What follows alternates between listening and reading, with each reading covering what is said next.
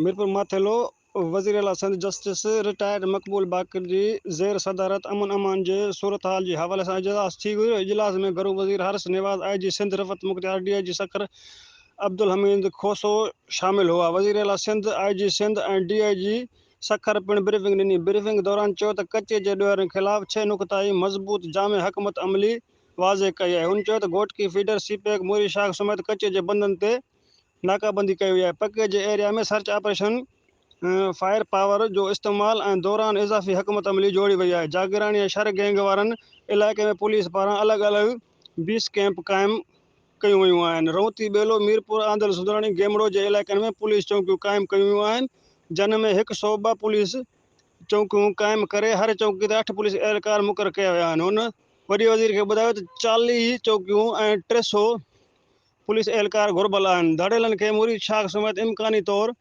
सामान पहुचाईंदड़ समूरा रस्ता बंदि कया विया आहिनि। ॿिए पासे IG सिंध रफ़त मुख्तियार ब्रीफिंग ॾींदे ॿुधायो त सिंध पुलिस खे ऑपरेशन लाइ ज़रूरी हथियार ऐं सामान मुहैया कयो वियो आहे। मुस्तक़बिल नाकाबंदी लाइ 700 पुलिस एहलकार ऐं फंड ॾिना विया आहिनि।